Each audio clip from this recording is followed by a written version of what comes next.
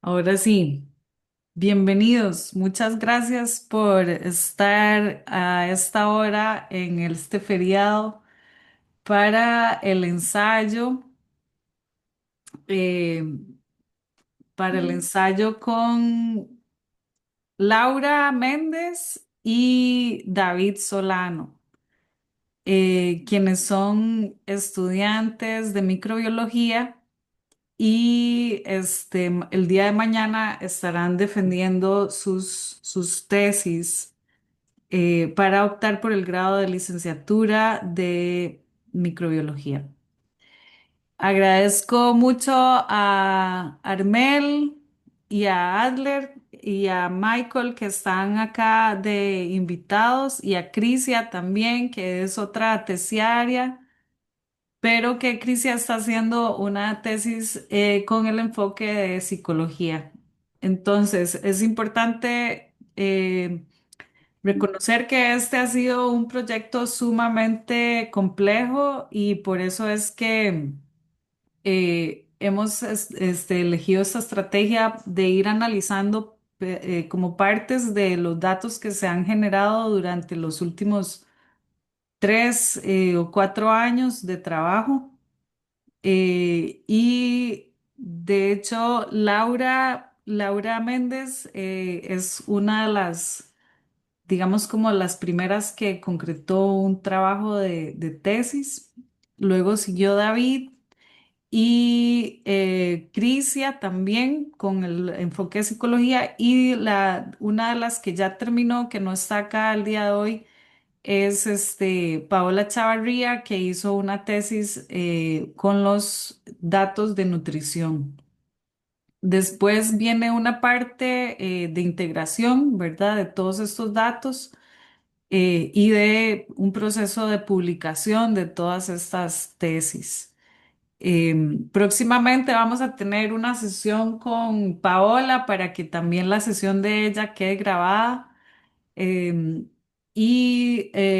Lisbeth Espinosa es la que está haciendo una tesis para el posgrado de bioinformática con un enfoque con los datos de microbioma. Bueno, está bien decir que Paola, de hecho, cuando se graduó, se le otorgó un grado honorífico y entonces, pues eso es parte, digamos, de los resultados que hemos estado teniendo con estas tesis. Y bueno, ya pronto se las haremos compartir para que ustedes también puedan ver como toda la perspectiva de trabajo que se ha manejado en este proyecto. Entonces, vamos a empezar con Laura, que ella defiende mañana a las 10:30. En la sala de profesores de la Facultad de Microbiología y su tesis tiene el título de Diseño y estandarización de un protocolo de muestreo y extracción de ARN de saliva en adultos para el diagnóstico de la periodontitis. Y esta es una tesis que mezcla una revisión sistemática y datos de la experimentación. Entonces voy a dejar de compartir para que Laura pueda compartir su pantalla. Ahí estaba yo, no me había visto. Entonces, Laura, ¿estás ahí? Sí, aquí estoy. Ok. Usted me avisa cuando empiece. Muchas gracias, Laura. Cuando estés lista, adelante. Ok, un momento.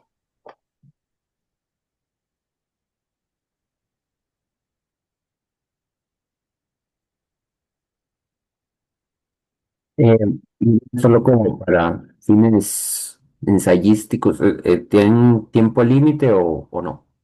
Sí, de hecho estaba por recalcar eso.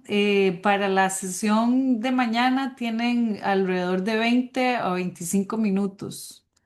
Entonces, la idea de hoy es incluso medir el tiempo para que podamos, ya hemos hecho varios ensayos previos pero pues hoy ya es como el último ensayo para mañana. Entonces vamos a tomar el tiempo a partir de que Laura comience. Gracias. Ok, listo. Bueno, buenas tardes. Les agradezco por estar aquí. Esta es la presentación de mi trabajo final de graduación, que como lo mencionó la doctora Milena, se centra en el diseño y estandarización de un protocolo de muestreo y extracción de ARN para diagnosticar la periodontitis usando muestras de saliva en adultos con periodontitis, y es una mezcla de una revisión sistemática y resultados de experimentación. Mi nombre es Laura Méndez, no lo dije. Y bueno, para contextualizar primero un poco el proyecto, empezamos con qué es periodontitis crónica o cómo se define. Y esta es una enfermedad inflamatoria multifactorial que está relacionada con el biofilm bacteriano y la respuesta inmune de las personas que la padecen.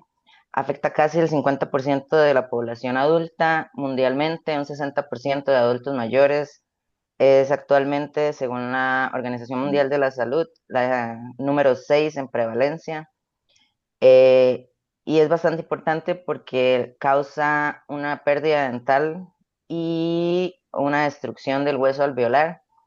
Y además de esto tiene una relación, un vínculo a otro tipo de enfermedades sistémicas como diabetes, enfermedades cardiovasculares y incluso embarazo, problemas de embarazo. Este, entonces tiene gran relevancia en la salud en general.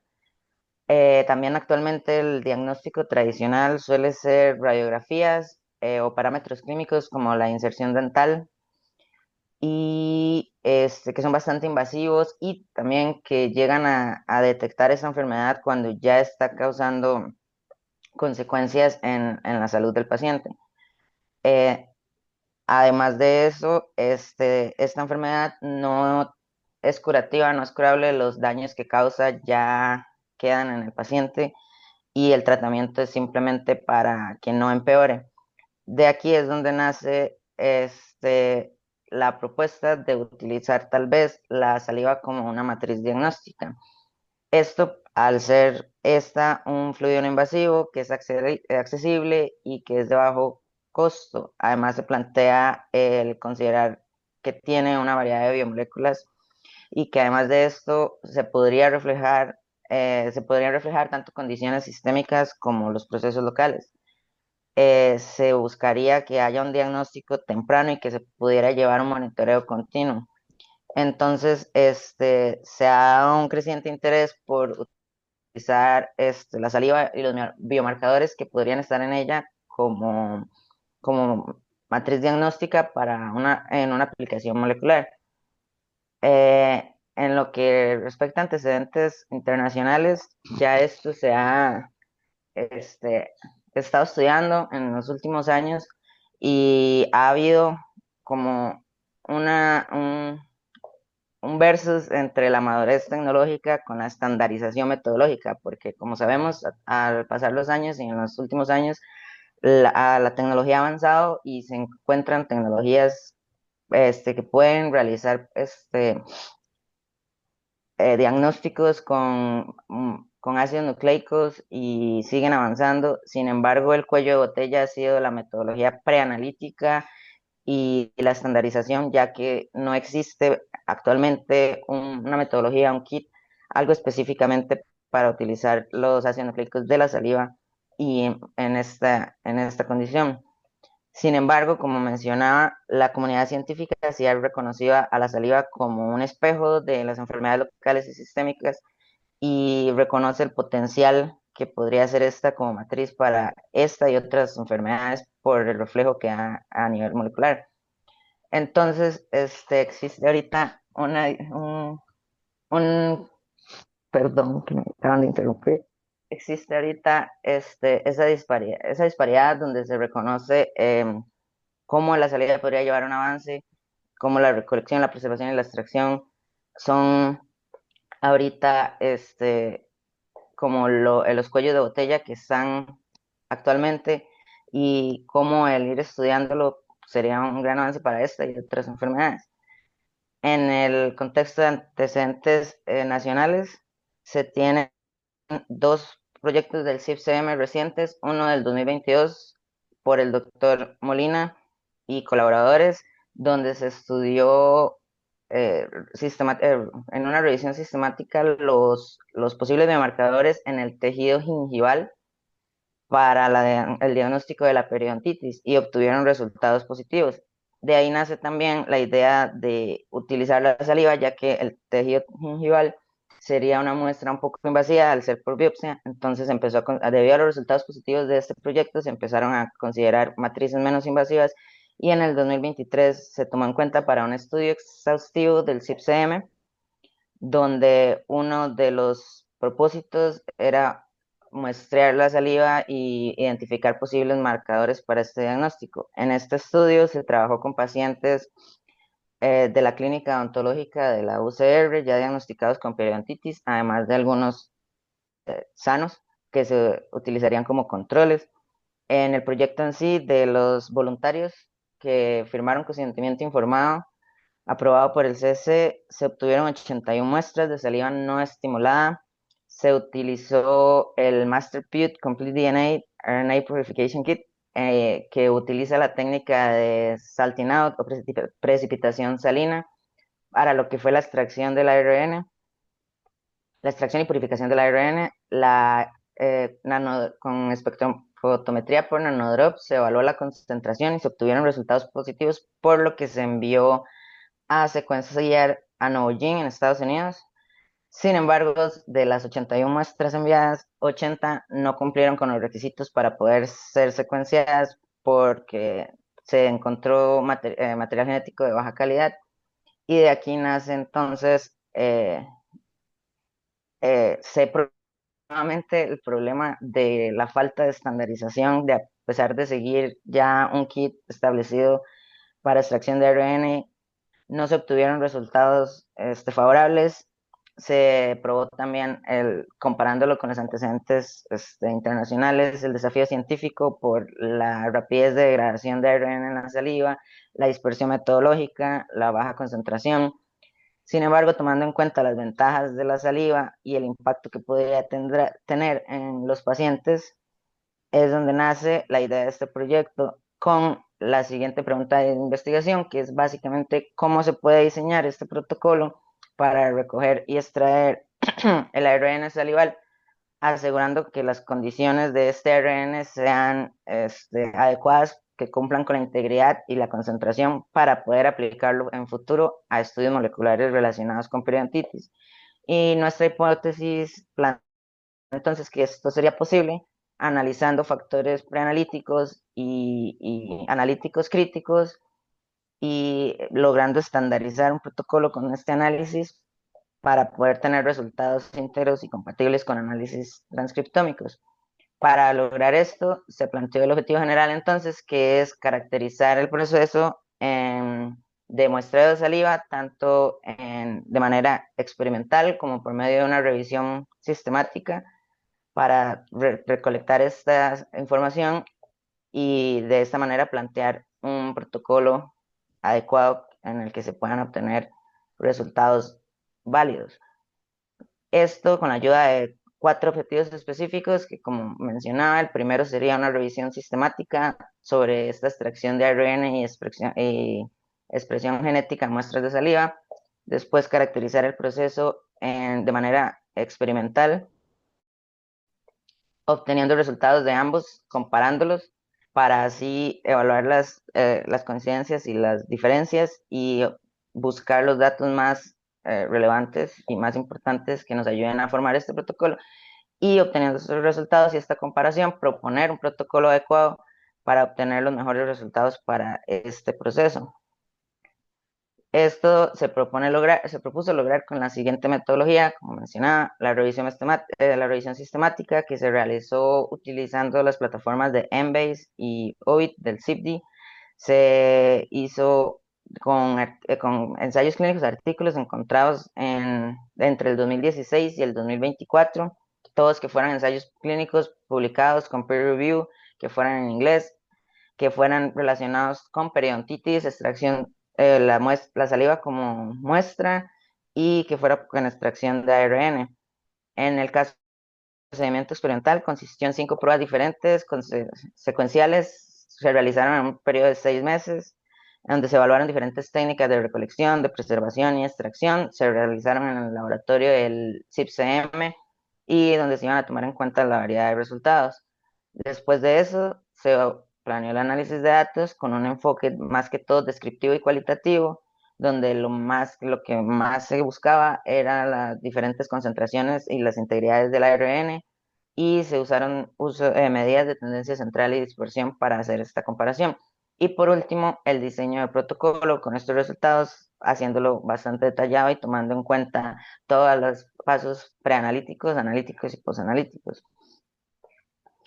Para empezar con la revisión sistémica y los resultados de esta, en este cuadro se resumen básicamente los 10 artículos que se encontraron con los parámetros mencionados anteriormente. Se divide por año, por el número de participantes, las muestras de saliva, los métodos de extracción, los análisis de biomarcadores y los biomarcadores relevantes. En el cuadro rápidamente se puede ver la diferencia en todos. Eh, Sin embargo, también se encontraron similitudes que son las que resaltan para el proyecto. Más que todo, bueno, en la distribución temporal y geográfica de estos, se ve en las fechas que ha habido, como se mencionaba, una tendencia de interés creciente donde a través de los años se han hecho más y más proyectos con este tema y buscando el mismo objetivo. También hay diferencia de recursos, se sobresale que la mayoría son países avanzados tecnológicamente los que han realizado más de estos proyectos. También las poblaciones incluidas se demostró una considerable heterogeneidad, donde tenían una gran diversidad de los participantes, hombres, mujeres de diferentes edades, siempre adultos, que fue uno de los factores que se tomó en cuenta. Sin embargo, muchos con enfermedades sistémicas, además de la periodontitis, muestras con poblaciones desde 20 personas hasta 100, eso fue bastante variable. Los métodos de recolección también variaron un montón, se tenían aquellos que usaron saliva estimulada, ya fuera por ácido cítrico o por parafín, otros con saliva no estimulada, por babeo o por medio de expectoración. Si algunos usaban ayunos, si algunos no, diferencias sistemáticas diferentes de kits, todo varió muchísimo. La preservación también varió, algunos usaron pretratamiento con preservantes químicos y con inhibidores, otros no utilizaron ningún tipo de pretratamiento y hubieron gran cantidad de diferencias sustanciales. Los protocolos de extracción también variaban debido a las casas comerciales, debido a las técnicas utilizadas como perlas magnéticas, columnas de sílica, división por solución salina, tuvo amplia variabilidad tanto el protocolo de extracción como los parámetros que eran de concentración e integridad. Y también los biomarcadores analizados, que los 10 artículos, ninguno iba con el mismo objetivo de biomarcadores, todos fueron diferentes, algunos se centraron en ARN mensajero, otros en microRN, otros en interleucinas, entonces hubo un amplio rango de biomarcadores y todo esto combinado demuestra la dificultad de establecer parámetros para estandarizar un protocolo en general. En lo que fueron los procesos experimentales, como decía, fueron 5 pruebas, todas tuvieron diferentes, bueno, se ven en el cuadro un resumen, ya las vamos a desarrollar, pero tuvieron diferentes tipos de muestras, kits, tuvieron resultados diferentes y aquí vamos a hablar más de esto. En la prueba 1 se tuvieron 3 muestras salivales, se utilizó solución estabilizadora. La diferencia en las muestras fue que una alícuota se dejó por 15 minutos y a los 15 minutos se le añadió la solución y la otra fue inmediatamente. En esta se utilizó para la extracción y la purificación el PureLink RNA Mini Kit, que consistió en una separación por columnas de sílice, y para la medición de la concentración se utilizó el qubit. En las 3 muestras se tuvieron resultados por debajo del límite de detección. entonces no se obtuvieron resultados favorables. Es por esto que en la segunda prueba se cambió de kit y se utilizó el MAC-MAS Viral Pathogen 2 de ácido nucleicos. Este, como lo dice el título, es para patógenos virales, sin embargo, está establecido para muestras con poca concentración, entonces se intentó probar con este al utilizar perlas magnéticas, que es la metodología que se ve en la imagen, y como se ve en el cuadro, además de la saliva, se utilizaron tres tipos de muestras más, que fue, bueno, saliva sin un preservante como iron inhalator, saliva con este, células de mejilla y células de lengua. Y como se resalta en el cuadro, los resultados más positivos de la concentración, que fue de la concentración que fueron medidos con el qubit, fue la saliva con el uso de iron elator. Y entonces de aquí se concluyó que tanto el uso de perlas magnéticas como el uso de la solución estabilizadora iron elator fueron efectivos para este tipo de extracción y purificación. Y aquí llegamos entonces a la prueba 3, donde se decidió utilizar un kit que nuevamente fuera sobre perlas magnéticas, pero ya centrado a muestras salivales, el MaxMass Nirvana Total RNA Isolation Kit. Este es específicamente para extracción de ARN y en muestras pequeñas usualmente se usa para ARN mensajero o microARN. En esta se tuvo un voluntario donde se obtuvieron dos réplicas almacenadas en frío, nuevamente utilizando el iron elator como solución estabilizadora inmediatamente. En estas se midió la concentración nuevamente con el qubit y se tuvo un promedio de 26,5 nanogramos por microlitros, que fue bastante efectivo, se mostró una mejora sustancial, hubo una menor dispersión de los datos y esto fue un punto de inflexión metodológico entonces para el experimento. Cabe recalcar, como se ve en la imagen, que estas tres de las que he mencionado se realizaron con la extracción y la purificación se realizaron de manera manual con las pruebas magnéticas, pero con un soporte como el que se ve en la imagen, que es para eh, realizar el procedimiento. Entonces, el máximo que se podía realizar al momento eran dos réplicas.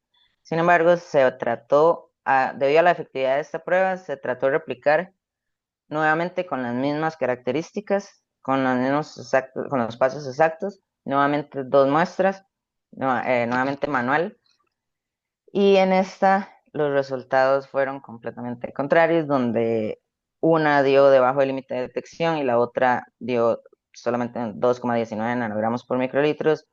Y aquí se demostró que incluso utilizando pasos que ya han sido efectivos, no se garantizaban buenos resultados y se demostraba que entonces un reto crítico de este experimento es la reproducibilidad. Por esto se decidió hacer una quinta prueba y debido a la limitación que fue el proceso manual y el hacer dos muestras por cada sesión, que son procedimientos bastante largos de 4 o 5 horas, se decidió recurrir a un sistema automatizado, en este caso el Kingfisher, para la extracción y la purificación. Debido a esto, se decidió utilizar un cohorte ampliado con más pacientes del previo estudio del CIPSM que se mencionó anteriormente. En este se obtuvieron 28 muestras, tanto de personas con la enfermedad periodontal como con personas sanas. Nuevamente se utilizó el kit de Nirvana, que nos dio resultados positivos en la prueba 3. Y para eso, después del análisis, como decía, automatizado, las concentraciones promedio que se obtuvieron fueron de 0,65 nanogramos por microlitros. Y al medir la integridad del ARN también con el qubit, se vio que aunque hubo alta variabilidad, más del 30% de las pruebas cumplían con un ring, que es la integridad del ARN, mayor a 7, lo que indica buenos resultados de integridad. Aplicando algunos criterios de selectividad, de las 28 muestras, 20 cumplieron con los criterios establecidos para una futura secuenciación y es por eso que esto nos llevó a, a tomar en cuenta estos pasos como exitosos en las pruebas que realizamos. Sin embargo, reconociendo que persisten desafíos relacionados tanto con la estabilidad como con el manejo preanalítico. En este cuadro se resumen ya los resultados de las 5 pruebas, los resultados analíticos, cuantitativos, como se ve, variaron demasiado. nuevamente las pruebas 3 y las 5 fueron las que obtuvieron mejores resultados de la extracción, siendo la 3 la más exitosa, sin embargo, con una cantidad de personas o número de pruebas mucho menor y sin tomar en cuenta la integridad del ARN. Es por eso que se vuelve, ya comparando los resultados tanto de las pruebas experimentales como de la revisión sistemática, se resaltan que el problema central sigue siendo la variabilidad del ARN, tanto en las pruebas, nuevamente en las pruebas experimentales como en la revisión sistemática. Se resalta que utilizando los mismos pasos, los mismos kits, siempre va a haber una variabilidad en lo que es la cantidad, la concentración y la integridad de este. La magnitud del problema es evidenciado por esta variabilidad. Y como la saliva es una muestra muy difícil de trabajar, que aunque sea ventajosa, exige un control técnico muy superior y muy delicado, las pruebas experimentales sí mostraron que la modificación técnica fue crucial y el ir modificando tanto el kit como las cantidades usadas y el inhibidor usado fueron primordiales para ver básicamente qué servía y qué no. Se concluyó entonces que la RNA y las perlas magnéticas fueron las que causaron mayor incremento sustancial y que el kit de Max de Nirvana de perlas magnéticas fue el que tuvo una mejora notable. Sin embargo, que a pesar de esto, la reproducibilidad es bastante frágil y continúa siendo bastante frágil. Nuevamente, estas pruebas experimentales coincidieron en la literatura global con lo mismo que el RNA como inhibidor de RNasas es indispensable para este tipo de muestreo, que la saliva no estimulada es la adecuada y que aún así que existen limitaciones reportadas, como se observan en la presentación, que la reproducibilidad todavía es un reto, que, bueno, una de las limitaciones más importantes también fue la secuenciación o la secuencia de la investigación, y esta fue que las pruebas experimentales se realizaron primero que la revisión sistemática y esto influyó en cómo se abarcaron las pruebas experimentales, ya que no se tenía conocimiento previo de los estudios antes y esto hubiera sido una ayuda a la hora de plantear qué kits utilizar y qué muestras. También hubo dificultad en lo que fue el control estricto, que pudo influir en la reproducibilidad limitada y en el tamaño muestral pequeño que se obtuvo, donde no se tuvo un control tan estricto como se tendría en un ensayo clínico más grande, ya que los voluntarios en las pruebas experimentales pequeñas fueron personal del mismo proyecto, donde no tenían los mismos requisitos preanalíticos que se le hubieran solicitado a un paciente o un participante de un ensayo clínico que tiene un control mucho más extenso. También la heterogeneidad en la literatura disponible fue una limitación porque dificultó el llegar a un consenso en las mejoras si se tenían resultados y técnicas diferentes. También la dependencia a equipos especializados porque como se observó en las pruebas experimentales, las técnicas manuales eran una gran limitación tanto de tiempo como de trabajo y al ser tantos pasos de tanto tiempo inducían la probabilidad de inducir más errores preanalíticos dependiendo también de la experiencia de quien realizara estos procesos. Y últimamente otra limitación debido al tiempo fue la falta de validación por secuenciación, ya que el último experimento, a pesar de que nos dio resultados favorecedores, no se llegó a obtener los resultados de secuenciación para hacer una comparación más grande sobre los resultados generales de este muestreo. A pesar de esto, se tomó en cuenta los resultados positivos para llegar a concluir con la propuesta de un protocolo adecuado que obtuviera mejores resultados, combinando los resultados obtenidos de la revisión sistemática y de las fases experimentales, y se llegaron a ciertos puntos que en definitiva fueron mejores y que deberían de tomarse en cuenta si se tomaron en cuenta a la hora de plantear y desarrollar este protocolo, como lo fue la estandarización de la muestra al usar la saliva no estimulada como la opción más adecuada, especialmente para estos estudios de periodontitis. Además de eso, la preservación, el uso de RNA para la inhibición de RNAsas fue primordial y fue un punto muy crítico en los experimentos. Se evidenció el rendimiento superior con el uso de perlas magnéticas. Se compararon cuatro técnicas diferentes, como lo fue las columnas de sílice, la separación por soluciones salinas y las perlas magnéticas, y se demostró que estas fueron las que tuvieron más efectividad, por lo que se recomienda trabajar con estas en los siguientes proyectos a realizar, además de un control riguroso tanto en el tiempo de recolección como en los tiempos de almacenamiento y en las temperaturas de almacenamiento, que también fueron parte importante del control de las muestras. Y últimamente también una selección rigurosa en donde se tengan umbrales mínimos y de concentración para la selección de muestras a la hora de enviar a secuenciar y a la hora de aprobarse o descartarse para las siguientes fases de secuenciación.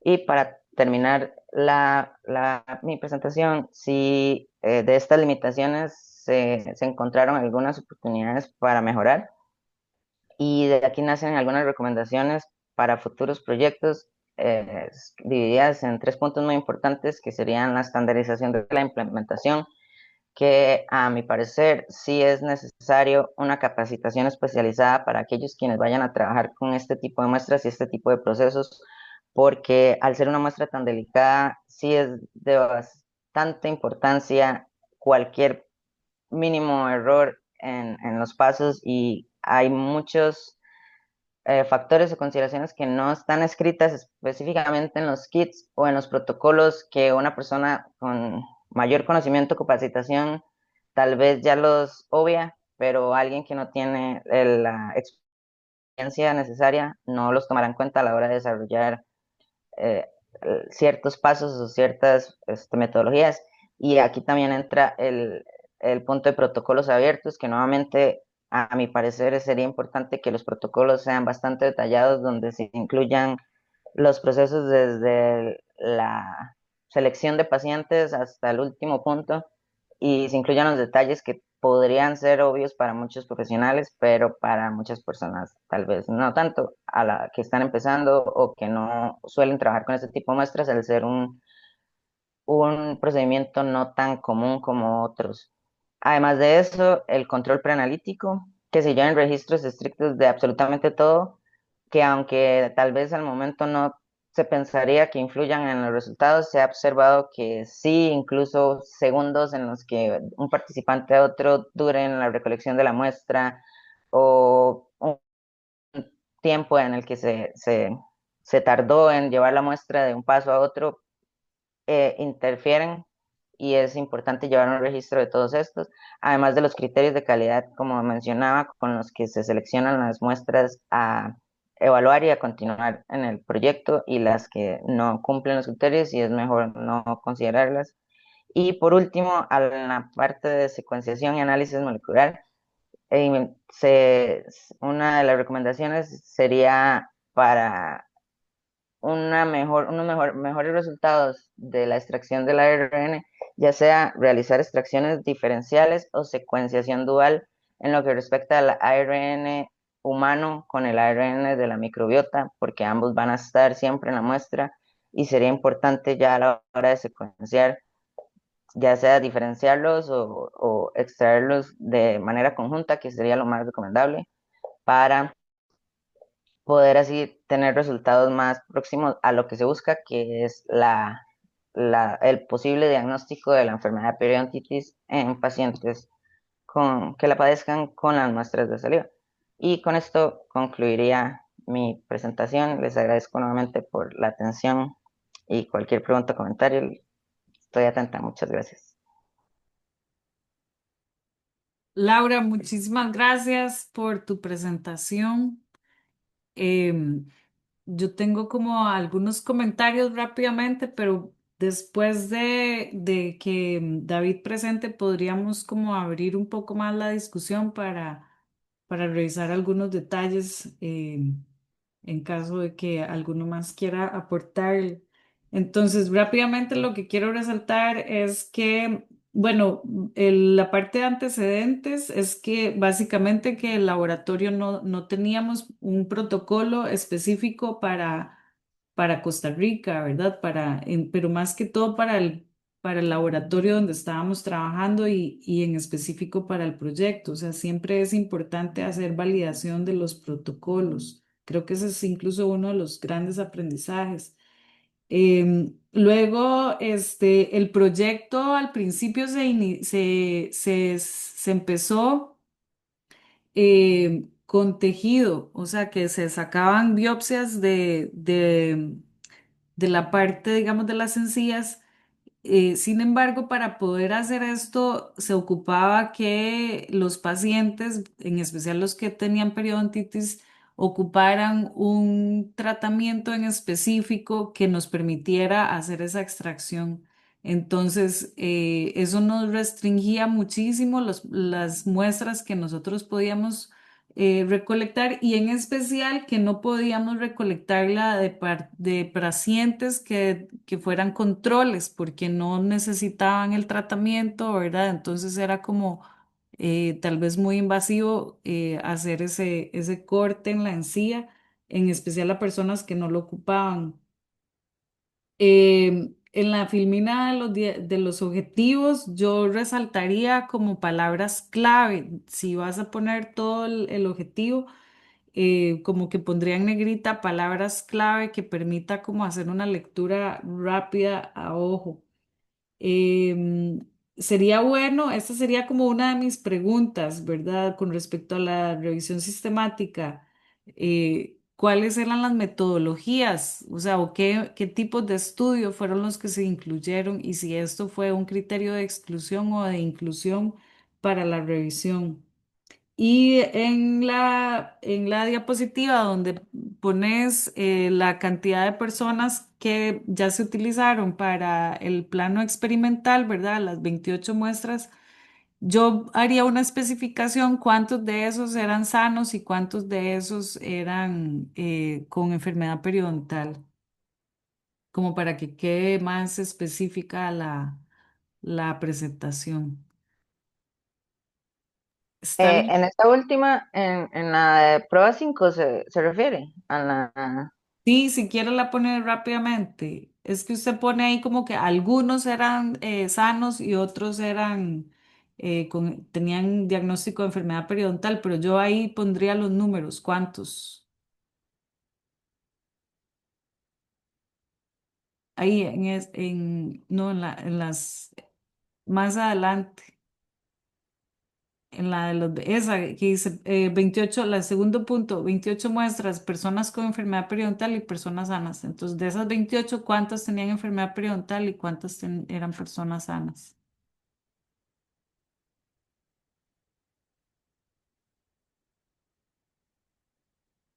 Está bien, no sé si estás hablando, tenés el micrófono apagado. Ah, no, que lo voy a anotar entonces para ponerlo ahí. Y igual lo de, que creo que, bueno, dijo que lo veíamos al final, pero lo de la metodología sí, tal vez lo pasé muy rápido, pero sí se explicaba aquí en la revisión sistemática. Entonces, de hecho, está marcadas las que fueron coincidentales, porque las otras sí no. Entonces, tal vez cuando lo exponga lo puedo mencionar un poco más lento. Claro, pero ahí lo que está marcado es como el método de extracción, sobre todo la metodología a nivel laboratorio, ¿verdad? Pero digamos, bueno, ahí hay como tamaños de muestra, ¿verdad? Especificar que eran estudios experimentales, tal vez sería apropiado, digamos, como no Sí, estaba necesariamente. también escrito en la parte de metodología, en los factores a tomar en cuenta que fueran ensayos clínicos. Ok, ok, perfecto. Ok. Ok, gracias Laura. No sé si alguno tiene algún comentario que agregar. Creo que en el tiempo estuvo un poquillo, o sea, como que te pasaste creo que unos 5 a 10 minutos. Sí, eso todavía me falta control, pero ahí vamos. Yo tengo un comentario nada más que aplicaría para gente de fuera de microbiología, ¿verdad? Como yo, Ajá, que, que bueno, en el caso de una defensa, pues tampoco es tan grave porque en principio todos los que están comparten como un mismo lenguaje y se entiende mejor, pero el término muestra a veces se utiliza para saliva y a veces para personas. Y generalmente, creo yo, por lo que la escuché, la mayoría de las veces se aplica para o muestras de saliva, si no entendí mal. Y algunas cuantas ocasiones se refiere a muestras de personas. Entonces uno por el contexto medio va sacando, por ejemplo, secuenciación de muestras. Uno entiende que no se secuenciaron personas, se secuenciaron muestras de saliva. Pero sí sería bueno, porque por ejemplo, cuando se habla del término que las muestras son muy pequeñas, pues depende. Tal vez no son tan pequeñas si estamos hablando de muestras de saliva, pero si tal vez son muestras de personas, esas sí son muy pequeñas a la luz de lo que me imagino se estila en este tipo de estudios. Entonces, como por ahí sería bueno como siempre ponerle el apellido muestra de algo para fines de no enredar, sobre todo gente de afuera, digamos que podría no compartir como este contexto más lingüístico. Y lo otro es que ya específicamente con este comentario de que las limitaciones había de que las muestras eran pequeñas, ahora sí referidos a muestras de personas, ¿cuáles hubieran sido tamaños de muestra, no sé, más idóneos o adecuados o ideales? No sé. Ok, voy a tomar en cuenta sí lo de las muestras de personas, porque sí tiene razón, cuando yo hablo de muestras me refiero a ambos, tal vez como sinónimos, porque asumo que se asume que de la persona viene la saliva, entonces, pero tal vez sí haya una manera mejor de decirla. Mm. E igual lo de el tipo de muestras, porque también depende del tipo de ensayo y no se va a comparar con los de revisión sistemática y ya eran ensayos clínicos, como si a mi tesis que era simplemente para descartar que era mejor utilizar donde no era tan relevante, pero igual voy a tomarlo en cuenta entonces y le agradezco más bien los comentarios. Ok. Sí, tal vez creo que falta la parte de los tamaños de muestra. Hay todo un tema, ¿verdad? Con la saliva, porque, digamos, solamente el hecho de llenar un tubito de saliva, digamos, esto es en dos niveles, ¿verdad? O sea, ¿cuánta saliva se ocupa para poder hacer extracción de ARN? Este fue como, de hecho, por eso incluso salieron básicamente dos tesis de este proceso en particular, que va dirigido a la parte de expresión genética o de identificar, digamos, son las diferencias a nivel genético entre periodontitis y sanos. Sin embargo, bueno, la tesis de Laura se ubica en un punto en donde nos encontramos que justamente eso fue uno de los elementos que habíamos recolectado, 81 muestras que las mandamos a Novogin y ninguna, prácticamente solamente una dio un parámetro de calidad que se toma en cuenta para la secuenciación, o sea, no necesariamente, o sea, aunque se secuencien, ¿verdad? Hay un valor que permite calificar ese resultado. Y entonces, si ese resultado, por ejemplo, daba mayor a 10, a 6, por ejemplo, en calidad, nosotros podíamos obtener buenos resultados de la secuenciación y los resultados, por tanto, iban a ser más confiables. Sin embargo, en una primera instancia, prácticamente ninguno o sea, alcanzó ese valor de calidad y entonces nos vimos forzados como a hacer todo este proceso para poder valorar, o sea, obtener la posibilidad de entender qué era lo que pasaba y cómo podíamos mejorarlo. Entonces, di eso por un lado. Y, o sea, digamos que el tamaño de la muestra de la saliva era un elemento, pero además estamos hablando de que estos experimentos están ubicados también en una muestra compleja, o sea, no era lo único que estábamos recolectando de las personas. Además de estar recolectando, digamos, los valores nutricionales, los valores psicológicos, los valores de la saliva. Y además pedíamos un enjuague bucal y otras muestras de saliva para medir el cortisol. Esto nos planteaba un reto, ¿verdad? En qué recolectar primero para no afectar el valor de la siguiente muestra. Entonces, lo primero que recolectábamos era esta muestra Después recolectábamos la muestra de saliva para cortisol, que esa implicaba, de hecho, 5 tubitos más con una diferenciación de 10 minutos cada uno. Después de ahí recolectábamos la muestra de enjuague, que esa, digamos, se hace con un Listerine o un enjuague bucal, y la persona básicamente deposita todo el enjuague en un tubito, en uno de los que de hecho Laura mostró. Entonces, eh, idealmente, al final de cuentas, la tesis de Laura fue como un paralelo, ¿verdad? Dentro del proyecto de investigación, y no necesariamente teníamos permiso para recolectar o hacer estas pruebas con otras personas. Digamos como que no quisimos estar llamando a los pacientes a cada rato para poder aumentar los tamaños de muestra, ya no solamente de la saliva, sino también de la variabilidad entre las personas. Entonces, algo que nos pasó, ¿verdad? Era que nosotros hicimos las pruebas primero y nos salían bien, pero eran muy pocas muestras, digamos, eran 3 muestras o 3 personas diferentes aportando su saliva, o 3 veces se tomó la muestra de saliva. Entonces la variabilidad entre esos es relativamente baja, ¿verdad? Y ya en algún momento decimos, bueno, tenemos que tomar una decisión, ¿verdad? De cómo hacerlo y con la mejor de las posibilidades. Y esa fue ya la que se hizo con 28 muestras. Aún así, ven que la muestra se redujo de manera significativa, ¿verdad? O sea, en un inicio habíamos logrado 81 y ya después llegamos a obtener un muestreo de 28.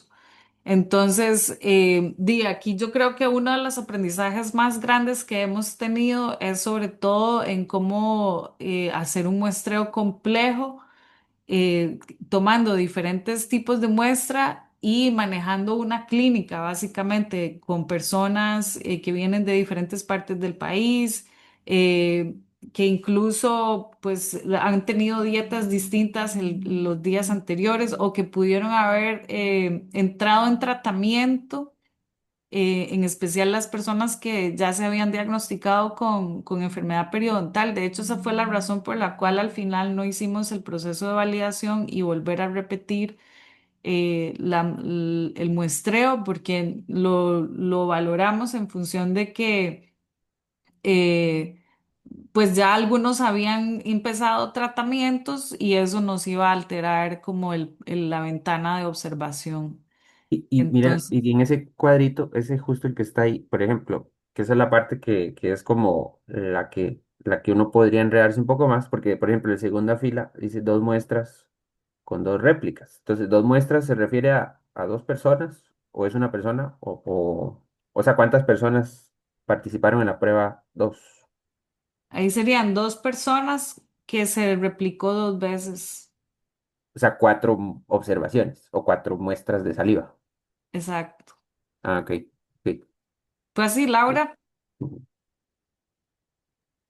Sí, en esa fue así, pero bueno, él tiene razón porque en una parte, en la Pro 4 al menos, no, sí, en, bueno, tiene razón porque a veces era una persona, la primera, sí, la primera son 3 muestras de saliva, pero eran de una misma persona, entonces, Mm. pero, o sea, sí, porque tal vez sí es importante hacerlo, yo no tomaba en cuenta de quién venía la saliva si últimamente eran 3 muestras, para esta parte en específico, ya las demás sí Mm. para el último sí se tomó en cuenta, pero entonces voy a separarlo en caso de que haya Yo creo confusión. que, digamos, podría ser en esta, si no se amolota mucho, poner simplemente una columna adicional de la N y que diga una o dos. Entonces, más o menos uno se da una idea del número de personas. Ya. Ok, Ujú. ok, Sí, muchas gracias. pues puedes marcarlo al final, porque sí, la última sí son 28 personas que se tomaron dos réplicas. Sí, en ese caso más bien se tenían 56 muestras y de ahí se tomaron 20. Es que sí fue confuso, pero sí, voy a separarlo para que entonces sea más claro. Sí, puedes poner como una marca y una nota al pie que, digamos, de la prueba 1 a la prueba 4, puede que vengan de la misma persona. Ok, igual si no, como No, pero dice. creo que hay una de esas que sí hicimos con varias, o sea, que sí fueron diferentes. Sí, la 2, la prueba 2, digamos, y la prueba 3 fueron, que de hecho ahí no puse cuántas muestras eran, porque la 3, por ejemplo, fueron en la que se usó también la lengua, células de la lengua y células de Ajá. la mejilla. Entonces fueron 2 personas, pero 4 muestras de cada persona, en total 8. O sea, sí, por eso es que es confuso. Entonces yo me enfoqué en lo que fue lo que se analizó, digamos, respectivamente en mi ensayo. Pero para que no se, puedo hacer tal vez una columna de lo total y ya de lo que fue solo lo analizado. Porque muchas, como en la segunda, sí es cierto, fueron 4 muestras en total porque se sacaron 2 réplicas, pero solo se analizó una réplica porque la otra se dejó. Por lo mismo que mencionaba de que el proyecto era de 2 en 2, entonces, a veces eso sí es confuso. Voy a separarlo mejor en otra columna, tal vez con el N total y lo que sí se analizó. Ok, bueno, muchas gracias. Vamos a continuar con la presentación de David. Le queda un minuto para empezar para poder hacer un conteo del tiempo adecuado. No, no, estoy bromeando. Ya la voy a compartir. La que le gustaba empezar con números exactos.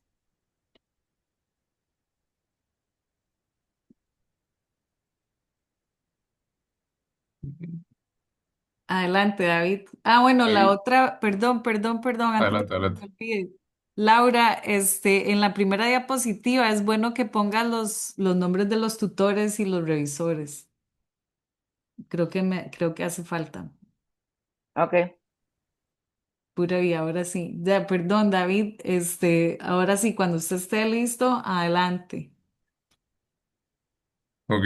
eh, Ahí ya después yo también añado lo de los lectores porque de momento solamente tenía del tutor. Eh, ok. Bueno, buenas tardes. Mi nombre es David Solano Herrera y hoy les voy a presentar mi trabajo final de graduación, el cual se titula Papel fisiopatológico y uso diagnóstico de biomarcadores salivales para la enfermedad periodontal, revisión bibliográfica. Ok, para empezar con un contexto, las enfermedades periodontales son un grupo de enfermedades de origen de etiología infecciosa, en donde va a haber una afectación de los tejidos de soporte de los dientes, como son las encías, los ligamentos o el hueso. Entre estas enfermedades podemos encontrar la que es la gingivitis, la cual es su presentación menos severa, en donde solamente están afectadas las encías. Esta es la enfermedad periodontal más prevalente a nivel mundial y puede progresar a presentaciones más severas, como es el caso de la periodontitis, en la cual sí están afectados otros tejidos aparte de las encías, como los ligamentos periodontales o el hueso bueno, que sostiene el diente en su lugar. Esta enfermedad es más prevalente en países en vías de desarrollo y puede tener una presentación de periodontitis crónica o periodontitis agresiva. Aparte de estas, existe la periimplantitis, la cual es muy similar a la periodontitis. Sin embargo, la inflamación se da alrededor de lo que es un implante dental. Comúnmente estas enfermedades están diagnosticadas a través de mediciones clínicas o valoraciones clínicas, como puede ser, por ejemplo, la profundidad de sondaje. Como podemos ver en la imagen de un tejido sano, hay prácticamente no hay espacio entre el diente y la encía, mientras que en las afectaciones podemos ver que hay un gran espacio. Esto va a ser la profundidad de sondaje y va a aumentar conforme aumenta el grado de enfermedad. También existe lo que es el sangrado al sondaje, en donde a mayor daño haya en la encía, mayor sangrado. Y para el caso de la periodontitis, es muy relevante el uso de radiografías para el diagnóstico, dado que de esta forma se puede evidenciar el daño en el hueso. Como podemos ver, el diagnóstico se compone de valoraciones clínicas que tienen que ser realizadas por especialistas, aparte que se pueden ser bastante incómodas a la hora de realizarlas en las personas y pueden tomar bastante tiempo y bastantes citas odontológicas para realizarlo. Un estudio de la Caja Costarricense del Seguro Social en 2017 determinó en una muestra de aproximadamente 100.000 pacientes que el 35,36% presentaban algún tipo de enfermedad periodontal, mientras que el 6,36% presentaba alguna pérdida dental asociada justamente a algún tipo de enfermedad periodontal. Esto nos lleva a lo que son los objetivos de este estudio, el cual el objetivo general va a ser sintetizar el conocimiento en usos diagnósticos y el rol biológico de biomarcadores que se pueden encontrar en saliva relacionados a enfermedad periodontal. En cuanto a los objetivos específicos, tenemos recopilar los usos diagnósticos que se le han dado a la muestra de saliva, identificar biomarcadores con potencial diagnóstico de enfermedades periodontales y correlacionar biomarcadores con los procesos bioquímicos y biológicos que llevan a la enfermedad.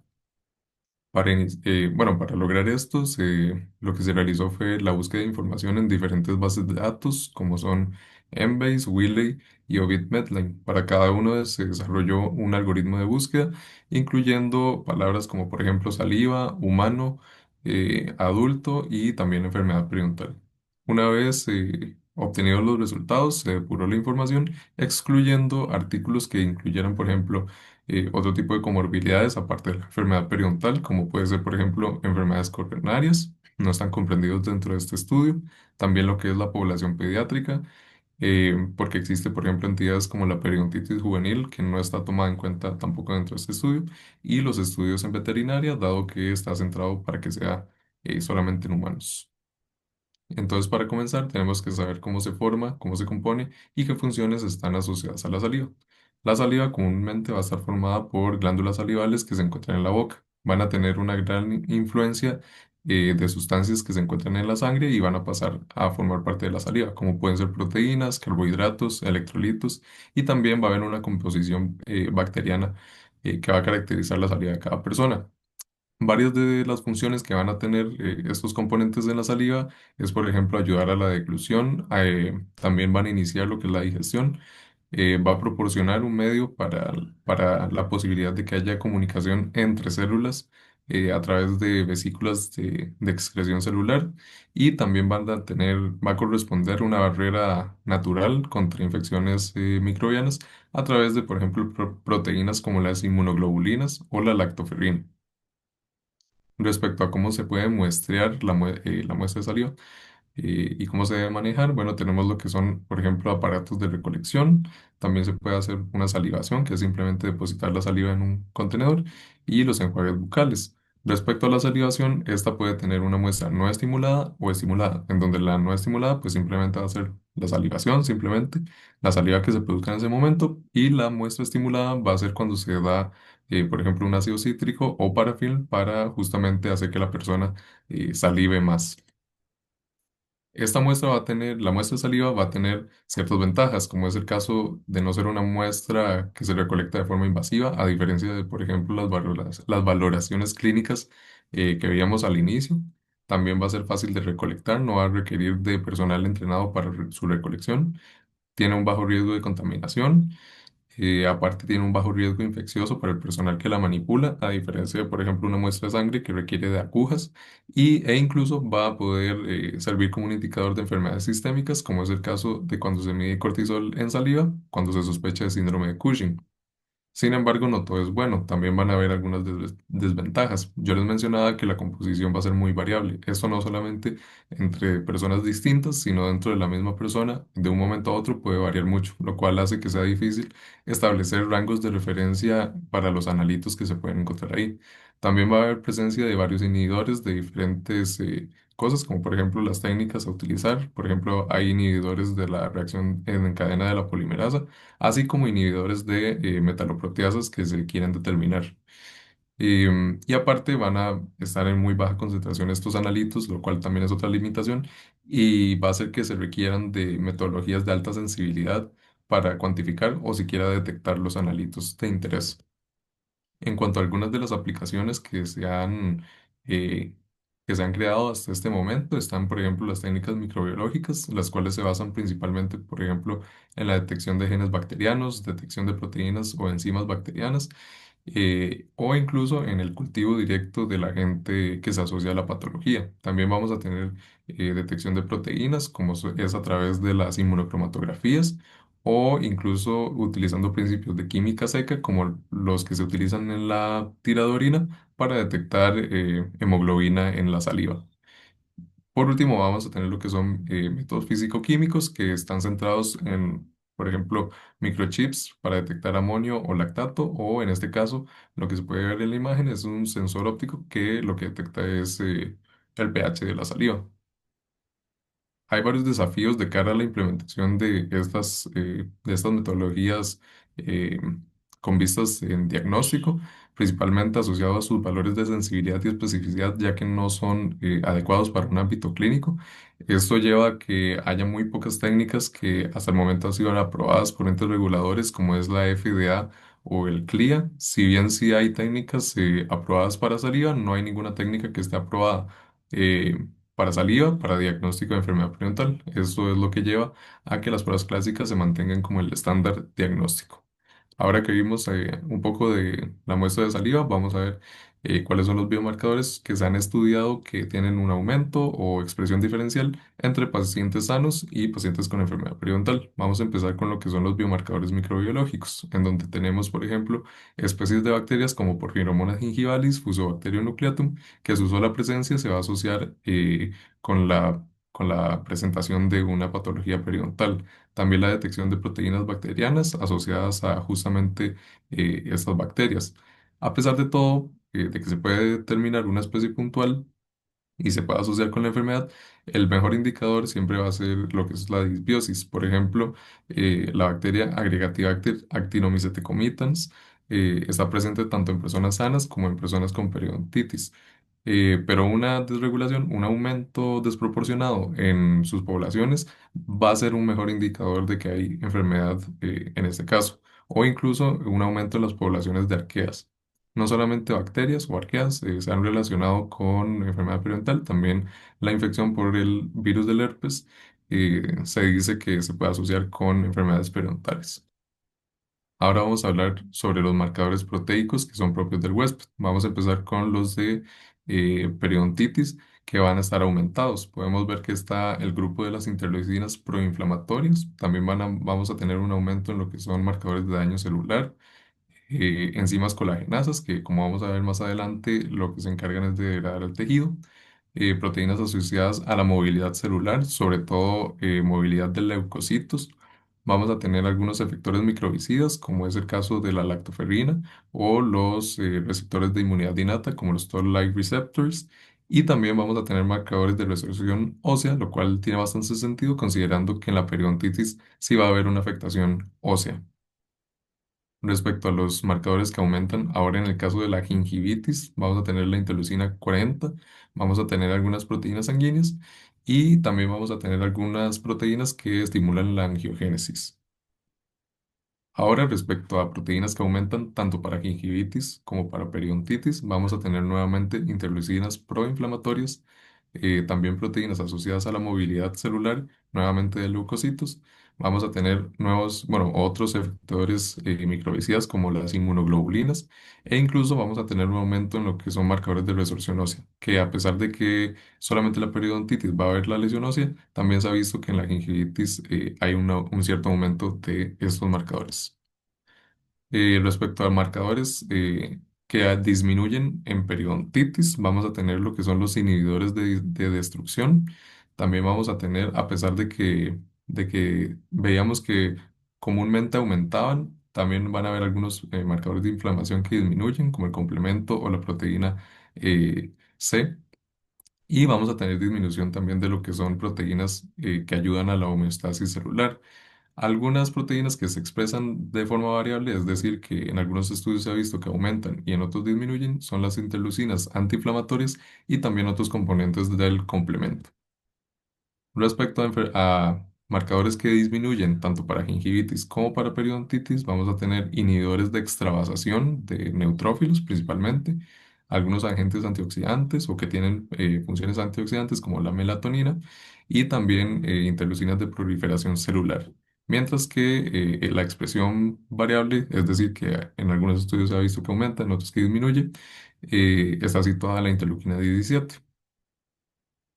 Respecto ahora a productos del metabolismo oxidativo o lípidos y componentes estructurales que se puede ver en saliva, vamos a mencionar que para periodontitis va a haber un aumento en lo que son ciertos productos metabólicos como el etanol, también sustancias asociadas a lo que es el daño oxidativo justamente en el daño oxidativo que está sucediendo en el tejido y marcadores de estrés como el cortisol. También vamos a tener una disminución en lo que son mediadores antiinflamatorios como la lipoxina, que es un componente lipídico.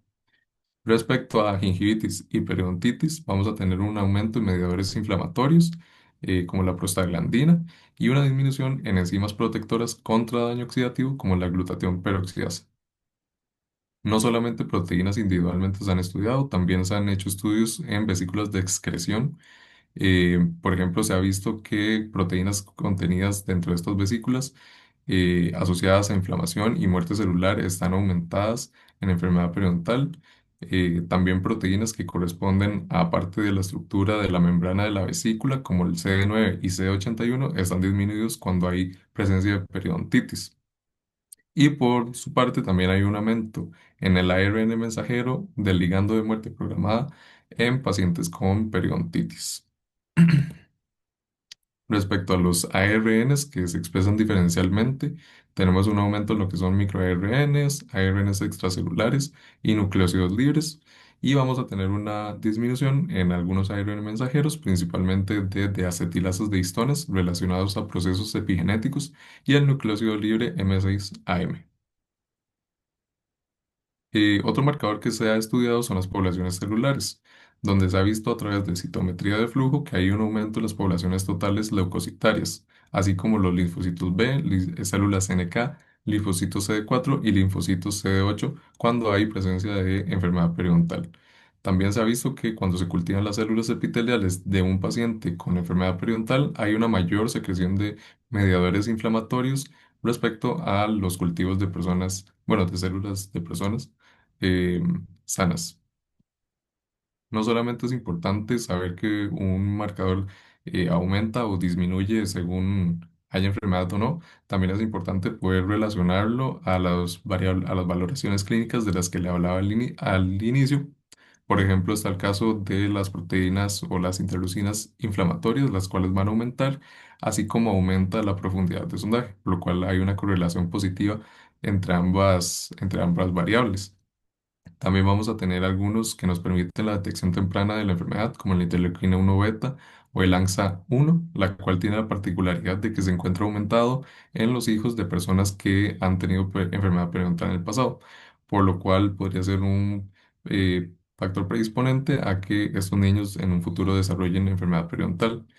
Y van a haber otros que nos van a servir para lo que es la efectividad del tratamiento, como es el caso de la interleuquina 1 beta y la metaloproteinasa 8, que como vemos, bueno, una es una colagenasa y otra es un proinflamatorio, por lo que según funcione el tratamiento, las concentraciones de estas sustancias van a ir en disminución. Ahora que ya vimos algunos de los biomarcadores que se encuentran aumentados o, bueno, que tienen expresión variable según haya enfermedad o no, vamos a ver cómo es que se relacionan con la patogénesis y el proceso fisiopatológico de las enfermedades periodontales. Iniciando porque, bueno, como yo les mencionaba, la etiología es microbiana, los cuales van a tener una persistencia aumentada en la cavidad oral de la persona a través de, por ejemplo, factores de virulencia, como son las proteasas de complemento, las cuales van a inhibir la formación del complejo de ataque a membrana, evitando así ser eliminadas. También van a tener lo que es el lipopolisacárido, que va a estimular justamente los receptores de la inmunidad innata. No solamente las bacterias van a tener un rol importante en esto, también se ha visto que el virus del herpes puede estimular estos receptores. Ahora bien, vamos a empezar desde aquí, desde el receptor de la inmunidad innata, el cual está presente en macrófagos, mastocitos y células epiteliales. A la hora de ser estimulados, estos van a liberar diferentes mediadores proinflamatorios, los cuales van a tener funciones como, por ejemplo, la inhibición de la función de linfocitos B. A su vez, también van a promover lo que es la extravasación de leucocitos hacia el tejido afectado, principalmente de neutrófilos. Aquí va a haber también un estímulo hacia los linfocitos TH17 que van a secretar interleuquina 17, la cual está muy asociada con la coordinación de la respuesta a partir de los neutrófilos, los cuales en su llegada al lugar van a generar un estallido respiratorio que libera especies reactivas de oxígeno, así como metaloproteasas, las cuales se van a encargar de eliminar la injuria bacteriana, que como efecto colateral van a tener lo que es la lesión periodontal en el tejido.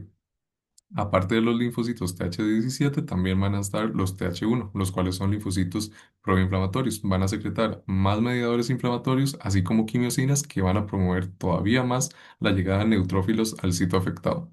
Estas interleuquinas proinflamatorias también van a tener un efecto sobre los fibroblastos, los cuales también van a secretar más citoquinas proinflamatorias, así como van a inhibir su producción de matriz extracelular. Entonces, va a haber una destrucción aumentada por parte de los neutrófilos del tejido eh, periodontal, sumado a una disminución en la producción de esta matriz, por lo cual de esta forma es que se da justamente la lesión periodontal. Una vez que se resuelve la injuria bacteriana, va a empezar a ejercer su efecto los macrófagos M2, liberando citoquinas antiinflamatorias que van a inhibir los efectos de linfocitos proinflamatorios. También van a estimular lo que es la producción de ciertas quimiosinas que van a retener y a atraer linfocitos TH2 relacionados a respuestas más tolerogénicas. También van a tener un efecto sobre lo que son los fibroblastos, que van a producir inhibidores de metaloproteasas, así deteniendo el daño en el tejido, y van a tener un estímulo para la producción de matriz extracelular. Eso en el caso de que se resuelva la infección, cosa que no suele suceder cuando hay presentación de, por ejemplo, periodontitis. Y hablando de periodontitis, justamente en esta enfermedad es donde hay un daño óseo, por lo cual tenemos que ver que los mediadores inflamatorios van a tener un efecto sobre los linfocitos TH1, los TH17, los linfocitos B y los osteoblastos. El efecto neto que van a tener es la secreción de Rank ligando. El Rank ligando es una proteína que va a estar relacionada a la diferenciación de osteoclastos, los cuales son las células encargadas de la resorción ósea, y como va a ser un proceso que se está dando de manera crónica, va a llevar a lo que es la lesión en el hueso. Bueno, ahora como discusión de los resultados, vamos a tener que los cuidados preanalíticos, justamente como ya nos mencionaba Laura, van a ser muy importantes. Estos son bastante variables entre todos los estudios. Hay estudios que utilizan, por ejemplo, el enjuague bucal como muestra. Hay otros que utilizan lo que es simplemente la saliva. En algunos utilizan saliva estimulada, en otros utilizan la saliva no estimulada.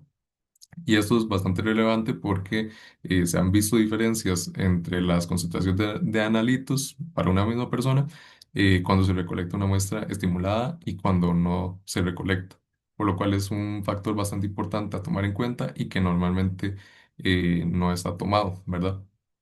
Respecto a las poblaciones microbianas, bueno, vemos que si bien se pueden detectar especies específicas y que se sabe que están asociadas y tienen factores de virulencia para causar enfermedad, realmente el marcador más importante va a ser la proporción de estas poblaciones, ¿verdad? Por ejemplo, el hecho de que haya una gran cantidad de este periodontopatógeno en la cavidad oral respecto al resto de población, dado que puede estar este patógeno en una persona sana y realmente no estar presentando síntomas. Así como también resaltar el papel no solamente de las bacterias, sino también, por ejemplo, las poblaciones de arqueas, que les mencionaba que en la disbiosis están aumentadas, o el papel del virus del herpes y posiblemente otros virus que pueden estimular una respuesta inflamatoria crónica.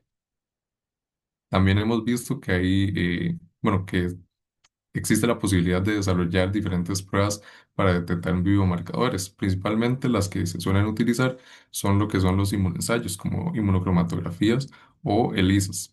Pero como les hablaba, en el caso de las poblaciones celulares, existe la alternativa de utilizar citometría de flujo. Esta es una tecnología que incluso podría ser utilizada para el análisis de vesículas extracelulares u otro tipo de componentes. Y de momento no está muy extendida, a pesar de la gran sensibilidad que podría aportar, quizá no para un diagnóstico, pero sí, digo, más que todo por la dificultad de implementarlo como en muchos centros médicos, ¿verdad? pero sí para implementarlo para estudio de otros biomarcadores que podrían ser prometedores, o el uso de técnicas moleculares, no solamente para lo que es detección microbiana, sino también para la detección de genes ARN, por ejemplo, ARN del huésped expresado diferencialmente. Esto nos lleva también a que hay una gran diversidad de biomarcadores que de momento no se han explorado lo suficiente o no han sido tomados en cuenta para el desarrollo de métodos diagnósticos, como es el caso de, por ejemplo, las sustancias que se asocian al daño oxidativo, el cual es un factor muy importante en enfermedades periodontales y podría incluso servir eh, eh, para la detección de lo que es gingivitis en etapas tempranas. O por ejemplo, el uso de quimiosinas que casi no ha sido explorado tampoco. También vamos a tener que se debe seleccionar un biomarcador adecuado según la patología. Por ejemplo, veíamos que el tema de que en la periodontitis hay una afectación ósea y en la gingivitis no. Eso hace que, por ejemplo, la elección de un biomarcador asociado a la resolución ósea pueda ser interesante o útil para la diferenciación de cada una de las patologías. Es por esto que es importante también conocer la fisiopatología y cómo se involucran cada una de estas eh, cada uno de estos biomarcadores de manera que se pueda relacionar a una etapa de la enfermedad. Por ejemplo, cuando hay una periodontitis más agresiva, lo más seguro es que lo que son mediadores antiinflamatorios estén disminuidos. Pero en una periodontitis crónica, estos mediadores antiinflamatorios podrían estar en competición con con los proinflamatorios y realmente no encontrar una diferencia que aporte al diagnóstico del paciente. Como conclusiones, tenemos que, bueno, los métodos más extendidos hasta el momento van a ser los microbiológicos, como estábamos viendo, muy centrados en lo que es detección de periodontopatógenos, a pesar de que lo más importante es determinar que hay disbiosis. También hay una gran necesidad de estandarizar el tratamiento de la muestra de saliva para comparar entre estudios, dado que es bastante complejo em, decir que, por ejemplo, un estudio que encontró diferencias significativas en un analito pero utilizó saliva estimulada, eh, compararlo con uno que utilizó saliva no estimulada y no encontró diferencia, ¿verdad? De momento no, otra conclusión que se puede sacar es que no hay un método dirigido a diagnóstico, principalmente da la sensación, o bueno, sí, sobre todo con las inmunocromatografías, de que son más que todo de tamizaje. De momento no hay uno que tenga tal vez la especificidad y la sensibilidad que se requeriría para realizar un diagnóstico y eso nos lleva a que la mejor alternativa sería la combinación de diferentes biomarcadores, como es el uso no solamente de, por ejemplo, 6 biomarcadores proteicos, sino la combinación de biomarcadores microbiológicos, proteicos y, por ejemplo, de daño oxidativo, de manera que se pueda hacer una evaluación mucho más integrada y mucho más robusta. Y de momento queda mucho por mejorar en lo que es temas de sensibilidad y especificidad adecuados para el uso en el ámbito clínico. Estos son algunos de los anexos. Aquí hay referencias y eso eso sería todo. Muchas gracias. Muy bien, David. Ahora se nota una súper diferencia con respecto a las anteriores, en especial por el uso de imágenes. Yo tengo básicamente una observación que me parece como fundamental y es que en el título, yo no sé si en la tesis está igual, ahora me voy a poner a revisarlo porque se me pasó comentarlo antes, que pones revisión bibliográfica. En el caso tuyo, o sea, la metodología corresponde a una revisión sistemática de plano cualitativa. O sea, que te estás concentrando, no hay extracción, digamos, de datos ni metaanálisis, pero sí es una revisión sistemática, en especial por la diapositiva que vos mismo agregás, el algoritmo que aplicaste a diferentes bases de datos y toda esa validación, digamos, de filtración de las preferencias. Entonces, eso sería algo importante que corregir ahí. Ok. Yo, de hecho, bueno, les iba a preguntar porque yo lo estoy como comentando con algunos compañeros. Es otra duda, digamos, no es relacionada a esa observación, Ajá. pero ellos me estaban diciendo. eh, que yo ponía todas las referencias y que en realidad ellos decían como que eso no hacía falta, como ponerlo en lo que es la presentación, ¿verdad? Lógicamente en el escrito sí está. No sé si a ustedes les parece que sería mejor como eliminar estas diapos y dejarlo anexos y ya después como el final o si las dejo. O sea, igual lógicamente no es como que me voy a poner ahí a decirlas, ¿verdad? Ni nada así, pero sí, no sé. ¿Qué piensan? Bueno, a mí sí me parece que son importantes. De hecho, yo le había hecho a usted el comentario que, digamos, no lo aplicaste, pero todo bien, que era que en las diapositivas, digamos, donde estás haciendo referencia a ciertas, digamos, resultados ya que vienen de esa revisión, se estuvieran marcadas esas referencias, o sea, como por lo menos, digamos, como los autores. Ahora, hay una forma de hacerlo, ¿verdad? En ese listado, todas esas referencias fueron las revisadas o algunas son las que pertenecen a antecedentes. Algunas son de antecedentes, sí. Ahí sí están mezcladas, digamos. Ok, entonces lo importante ahí sería marcar las que pertenecen a la revisión sistemática. Ok, O sea, con solamente ponerles un puntito, ¿verdad? Un asterisco y que esas estén, digamos, o en negrita, las que tienen que ver con la revisión sistemática. Porque, digamos, es diferente en otras tesis que no tienen revisión sistemática porque la materia prima suya, en este caso, son las referencias. Entonces, digamos, es como las muestras en un estudio experimental. Entonces, ok, obviamente que usted no se va a poner a leer ahí cada revisión, ¿verdad? Cada referencia, pero sí, siempre, digamos, en conferencias uno usa, ¿verdad? Que al final uno deja las referencias puestas por si alguien quiere, digamos, como tomar nota o tomar idea de la cantidad de referencias que usted usó. De hecho, en la diapositiva donde viene el algoritmo, sería ujú, bueno que ahí le agregaras el número de la cantidad de referencias que al final revisaste, donde está el ok, librito, ¿verdad? Ahí dice depuración de resultados. Entonces, esa depuración de resultados, eso refiere a que hay ciertos criterios de inclusión y ciertos criterios de exclusión que están detallados en el escrito, pero acá, digamos, en dado caso que alguien lo preguntase, ¿verdad? Usted lo puede tener como por ahí, pero sí sería bueno que pongas la cantidad de referencias que al final fueron revisadas. ok. Y creo en la diapositiva de del estudio de la caja hay una etiqueta ahí como que no se entiende muy bien, esa que dice sex nulo. Eso es porque, digamos, en el estudio, a ellos le dicen como el tema de que hay pérdida dental, le dicen sextante nulo. Entonces, digamos, como es el gráfico del estudio, entonces por eso dice sext nulo, porque ellos lo abreviaron así, digamos. Ok, está bien. Entonces, sí, es que parece como, no es, tendrías como que poner un caption en esa Como misma, en esa misma diapositiva, lo puedes poner como a un ladito o algo así, y que explique un poco o que defina, digamos, esa etiqueta, o las tres etiquetas que tenés ahí.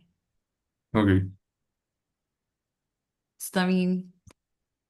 ¿Alguno tiene otros comentarios para David? Yo tenía una pregunta en la parte de conclusiones, creo que es donde habla de combinación de marcadores, sensibilidad, especificidad. Ujú, Es porque, bueno, al inicio usted expone más tipo como un listado de marcadores, algunos asociados a bacterias, otros asociados a distintos elementos, tipo así como irlos como explicando, como en serie. Y ya después muestra como estas imágenes donde usted va explicando como una narrativa, como una teoría que explica las distintas relaciones y que esto da pie a esto otro, y ahí usted va como explicando unos ciertos mecanismos, ¿verdad?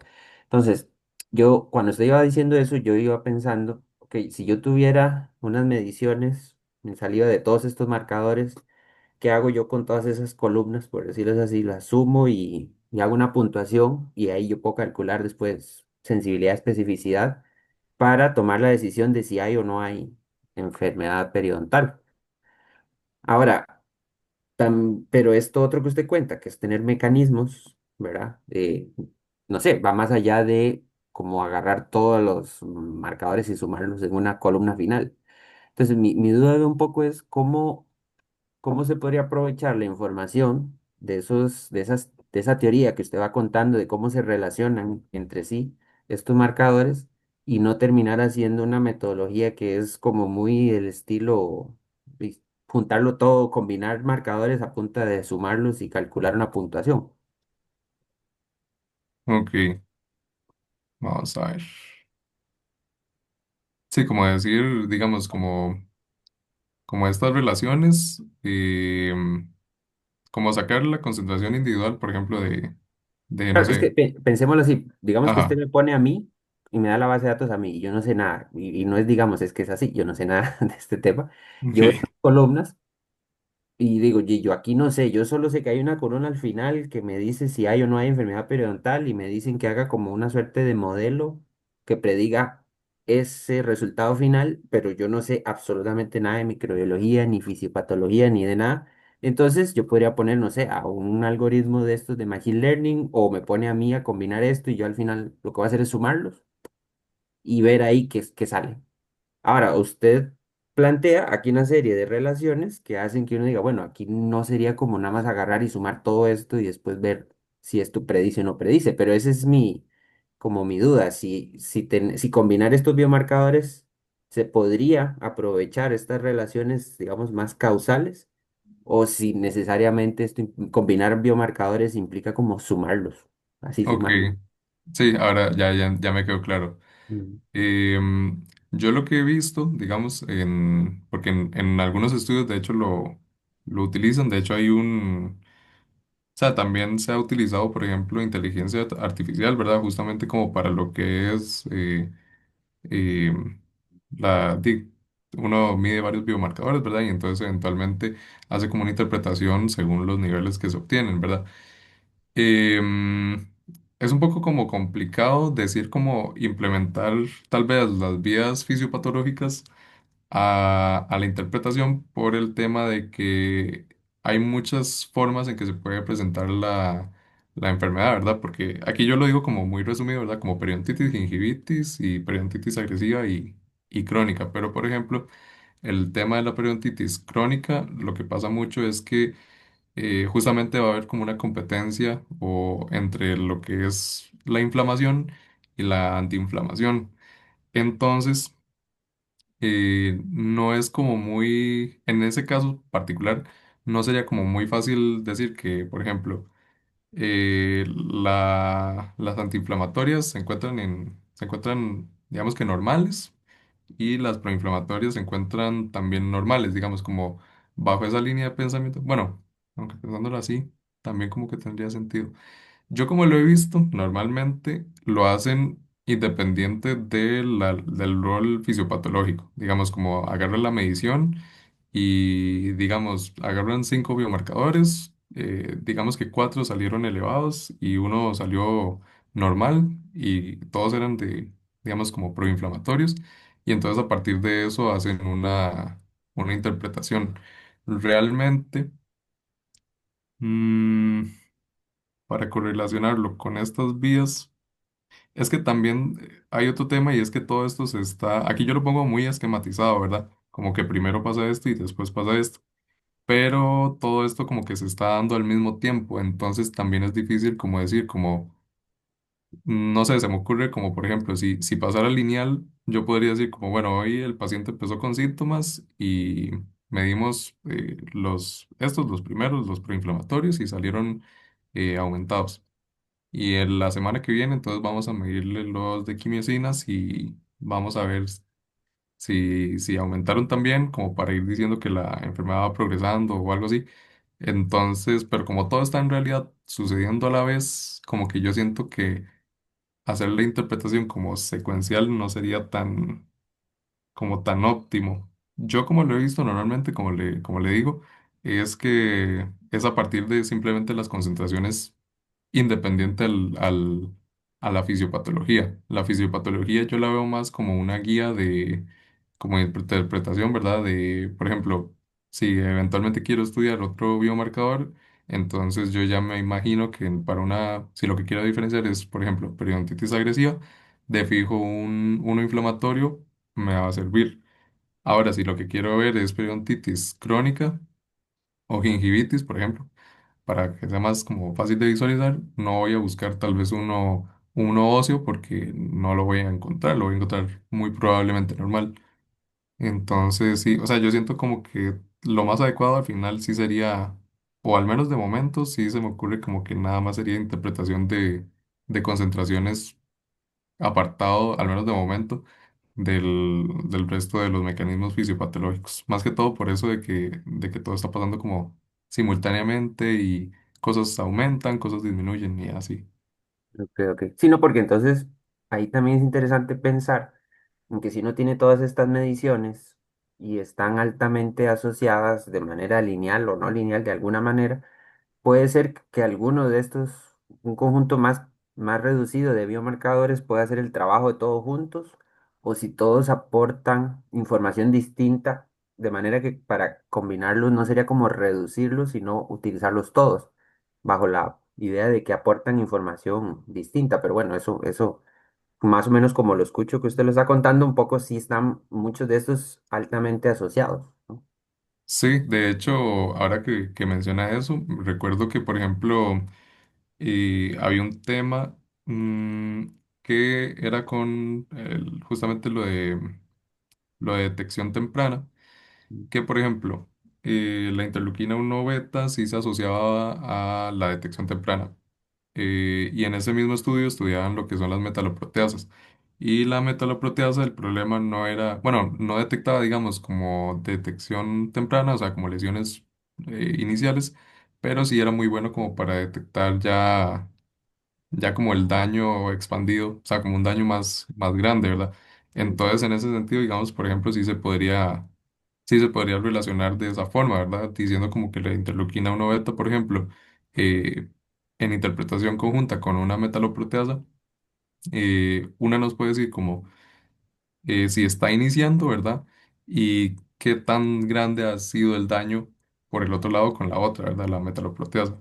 Entonces, o sea, eventualmente, como que sí, todo está muy relacionado, pero sí, sería un poco como complejo, ¿verdad? Porque también aquí igual eh, hay algunas que se producen por aquí y eventualmente van a ir también otra vez a estimular esto y todo, ¿verdad? Pero sí. Bueno, por Vamos ahí. a, voy a aportar ahí algunas cosas, porque si la pregunta de Armel de hecho va, o sea, recae sobre el gran cuestionamiento, digamos, o la gran pregunta que se hace la bioestadística, que es el propio diagnóstico. Ahora, el estudio, y hay que tomar en cuenta que, digamos, David se concentró en una parte específica del estudio. El estudio, ya entendiéndolo como con todos los estudiantes y con todas las otras dimensiones, justamente pretendía, o sea, o pretende integrar diferentes tipos de biomarcadores que a la hora de plantearlos, ¿verdad? O sea, podamos decir, bueno, ¿qué es lo que entra en juego importante en la nutrición? ¿Qué es lo que entra en juego importante a nivel psicológico? ¿Qué es lo que entra importante a nivel de ARN? Y bueno, y la parte que está haciendo falta acá también es la parte de microbioma. Entonces, de hecho, o sea, lo otro, el otro tema que tiene la tesis de David es que, digamos, a la hora de no nosotros no usar los datos y no, digamos, la tesis de David en un principio estaba planteada en la validación de los resultados de las transcripciones del ARN. para poder hacer diferenciación entre las, digamos, diferentes marcadores genéticos. Y ahí fue donde nos estuvimos teniendo esos problemas, que eso fue parte de la tesis de Laura, entonces decidimos, bueno, hagamos esta revisión para ver qué fue qué es lo que dice lo que ya se ha publicado, ¿verdad? Y en lugar de explorar cuáles son las proteínas o cuáles son los marcadores que están más evidenciados, más bien hacerlo al revés, ¿verdad? Bueno, ¿qué es lo que dice la teoría, ¿verdad? Y acá es donde entra la de la interleuquina y la de el MMP8. David los pronuncia mejor que yo. Entonces, estos dos son como los marcadores que nosotros podríamos ver en qué cantidades están expresados en los resultados que obtuvimos del estudio. Ahora, en adición a esto, solamente hacer un modelo de esto sí calza como hacer un modelo aditivo que permita, digamos, como juntar o ponderar cada uno de estos marcadores que entran en juego, pero sí habría como que conocer exactamente como las cantidades, ¿verdad?, que se expresan y ya otros valores, no necesariamente de la teoría, sino verlo en personas, o sea, cómo es que esto se está expresando, por ejemplo, en una población costarricense, que ahí es donde, digamos, no, esos datos los tenemos, pero los tenemos con una calidad, que tal vez no es válida para poder, hacer conclusiones. No, buenísimo. No, está, bueno, ahí aprovechando también muy interesantes las dos y muy bien expuestas, entonces por ahí mis felicitaciones. Sí, de hecho, bueno, David iba a responder adelante, David, perdón. No, iba a decir que gracias, nada más. Sí, de hecho la idea con la tesis de Crisia es que, bueno, Crisia también está sobre un plano específico, ¿verdad? Pero también ella tiene un valor biológico, que es el tema del cortisol. Entonces, ahí lo interesante es que solamente estamos viendo cortisol. Ahora, la perspectiva que les da estas tesis es ver que la saliva, ¿verdad? Bueno, y acá estamos incluso recayendo sobre el tema de más molecular. Sin embargo, en la saliva también pueden haber restos de comida o haber bacterias que no necesariamente son humanas, digamos, en especial la gente que tiene mascotas y que le da beso a los perros o cosas de estas, digamos, pueden haber como otras mezclas ahí, que eso es lo que hace, digamos, o sea, uno de los elementos que hace tan difícil hacer diagnósticos por medio de la saliva. Entonces, a nivel clínico es espectacular porque yo no necesito sangrar a la persona, ¿verdad? Y para hacer, digamos, muestras a nivel poblacional, presenta una facilidad, sobre todo que yo no requiero profesionales que sepan sangrar, sino que con solamente que una persona tome un tubito, ¿verdad? Y ella sea capaz de escupir, ya con eso podemos tener una muestra. Ahora, no a todo el mundo le es tan fácil escupir, no a todo el mundo le es tan fácil salivar. Hay un tema también como de vergüenza o de manejo, digamos, de la situación, en especial cuando alguien le está viendo, ¿verdad?, cómo escupir. Y que eso nosotros todo eso lo enfrentamos durante el muestreo y entre otros elementos que entran en juego, ¿verdad? Sobre todo con personas ya que tienen enfermedad periodontal y que ya pues hay otros elementos, ¿verdad? Que evidentemente entran en juego más complejos. A pesar de eso, nosotros hicimos un filtro, o sea, con personas diabéticas y estas muestras en su mayoría, digamos, no necesariamente son personas diabéticas o que tuviesen enfermedades severas digamos, de enfermedad cardiovascular o que hubieran tenido como algún infarto o algo así. Sin embargo, la enfermedad periodontal está muy relacionada con temas diabéticos, ¿verdad? Y hay otros elementos que entran en juego. Entonces, hasta cierto punto, hasta podría ser útil, digamos, como hacer un estudio en el que no haya un marcador clínico, o sea, que sea solamente como personas, eh, digamos, sanas en general, aunque también solamente obtener personas sanas es también difícil, porque la gran mayoría va a tener algún tipo de diagnóstico o algún elemento estresor o algo que, ¿verdad? Alguna dieta específica. Entonces, la idea con el estudio era poder como observar todos esos elementos, cómo es que entran en juego y poder generar un modelo integrativo de todos estos valores. Entonces, después de que ya Crisia termine de analizar los datos y que también Lisbeth pueda haber hecho un análisis, viene una fase de integrar todo lo que son los resultados que se han obtenido desde Laura, Paola, David y Crisia y Lisbeth para ya generar un modelo. Ahora, habiendo dicho esto, y por eso es mi insistencia en que David y Laura muestren también como un poco los números de las referencias, es porque no hay muchos estudios a nivel global, ¿verdad? O sea, que tengan un diseño como el que nosotros estamos analizando actualmente, prácticamente no lo hay. Y entonces lo que tenemos son como referencias de estudios que han visto como especificidades y de ahí viene una de las importancias de la revisión de David que pone en conjunto, ¿verdad? Ya no solamente una sola perspectiva, sino varios elementos, pero que provienen de diferentes referencias. Adelante, Adler. Gracias, Armel, por sus comentarios y por estar acá. Bueno, yo primero felicitar a David porque sí, ya se ve totalmente una presentación diferente. Eh, ya está bastante bien preparado y listo para mañana. Las preguntas que yo tengo son, o las anotaciones que yo tengo más bien son cosas como para discutir más a fondo. Por ejemplo, y si son, serían preguntas como para David, tipo, aquí vemos que es una enfermedad multifactorial. Y me parece a mí, y creo que estaremos de acuerdo en que tiene dos componentes principales muy marcados, que son la disbiosis y la proinflamación.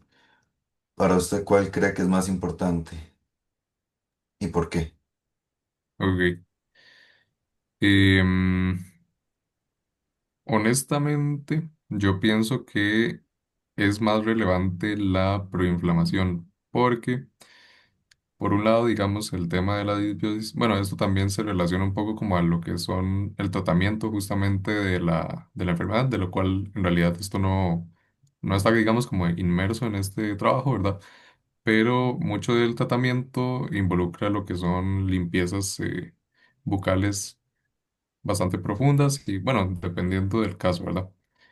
eh, o el uso, por ejemplo, de antibióticos. Entonces, digamos que pienso que la disbiosis podría ser algo relativamente eh, como sencillo de tratar o sencillo de arreglar, ¿verdad? No quiere decir que en todos los casos lo sea, pero por el otro lado está el factor proinflamatorio que va a estar dado mucho con las características propias de la persona, ¿verdad?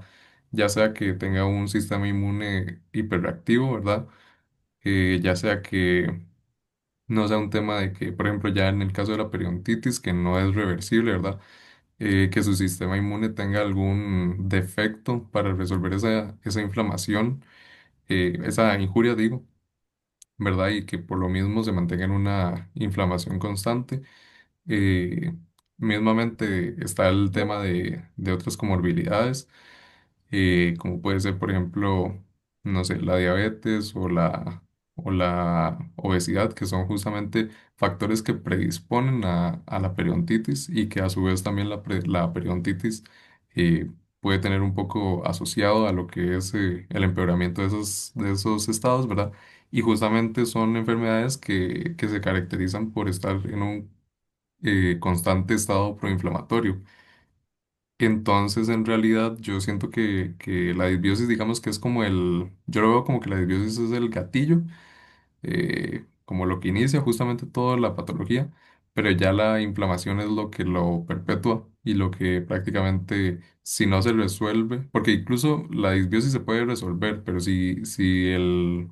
si el cuerpo sigue reaccionando, ya sea contra el componente bacteriano que quedó, ya a lo mejor la microbiota volvió a tener un equilibrio normal, pero el componente, digamos que un lipopolisacárido, quedó remanente en lo que es la cavidad oral y no se logró eliminar, siempre va a estar como esa parte inflamatoria causando daño.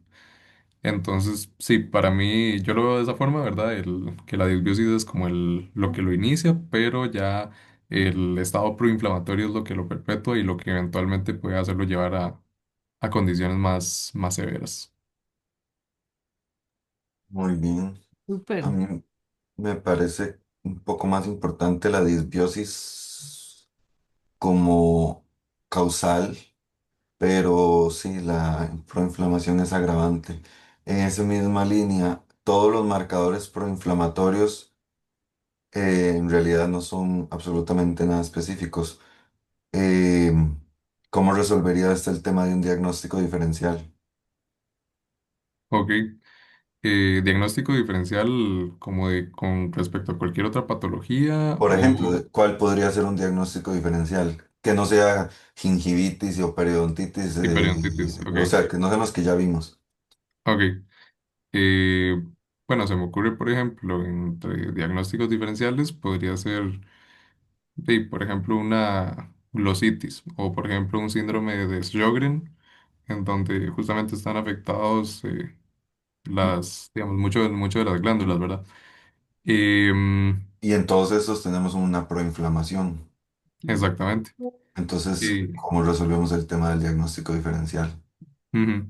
En ese sentido, bueno, lógicamente, pues hay como una muy gran cantidad de enfermedades que podrían, pues, mimetizarse, ¿verdad? Confundirse con la enfermedad periodontal. En ese sentido, yo siento que es muy importante lo que es la combinación de biomarcadores, como por ejemplo el tema de los biomarcadores microbianos, combinarlo y no tomarlo únicamente, ¿verdad? em, Tomarlo muy en cuenta porque, por ejemplo, caso del Sjögren, ¿verdad? Eso está dado principalmente por ser una autoinmunidad sistémica. Entonces, uno no esperaría, o al menos yo no esperaría, que necesariamente haya una disbiosis en lo que es la cavidad oral. Ahora bien, no solamente tomando en cuenta la disbiosis, también le sumaría el hecho de la detección en saliva de otros biomarcadores, como pueden ser, por ejemplo, las colagenasas, que es algo que va a ser pues, bastante propio de la acción de neutrófilos en la mucosa. También se le puede tomar en cuenta las citoquinas proinflamatorias, aunque claramente esto también con una gran probabilidad va a estar aumentado en otras inflamaciones, pero es verdad como ir sumando e ir combinando los biomarcadores que de mejor manera puedan representarlo. O por ejemplo también se le podría sumar lo que son eh, las quimiosinas, ¿verdad? Que también están asociadas a lo que es la diabetes y el movimiento de leucocitos, que uno no esperaría verlo tal vez en otras patologías, ¿verdad? O sea, es como justamente aprovechar esa diversidad de biomarcadores en favor y también utilizando justamente lo que veíamos en la fisiopatología, ¿verdad? Em, Ir utilizándolo y sumando de manera que tenga más sentido y que vaya más dirigido hacia lo que es la enfermedad periodontal y nos haga descartar lo que es el resto de patologías, ¿verdad? Que lógicamente pues pueden ser muchas, ¿verdad? Como le digo, incluso podría ser, no sé, un cáncer de boca, ¿verdad? Pero justamente ir sumando biomarcadores que no sean de utilidad, ¿verdad? Por ejemplo, decía las quimiosinas, podría ser las colagenasas, podría ser en combinación con los de resorción ósea. Claro que ahí estaría el tema de que si es una gingivitis no estarían elevados, pero si es una periodontitis sí. Y, y sí, más o menos eso es lo que yo pensaría. ¿A usted le parece que si sumamos biomarcadores lograríamos llegar a una especificidad suficiente como para que esto sea confirmatorio? Yo pienso que, mm, vamos a ver. Yo pienso que Yo pienso que se podría eventualmente, por el hecho de que, por ejemplo, si uno suma, lógicamente, pues ahí habría que hacer como todo un estudio, ¿verdad? De qué tanto aporta cada biomarcador o cada medición, cada variable, mejor dicho, cada variable que está alterada, ¿verdad? Pero, por ejemplo, si sumamos el tema de la disbiosis, que va a ser como el causante, ¿verdad? La disbiosis o otro marcador Digamos, microbiológico. Ajá, si usted fuera un project lead de una Big Pharma, ¿usted le metería plata a esto para desarrollar una prueba confirmatoria?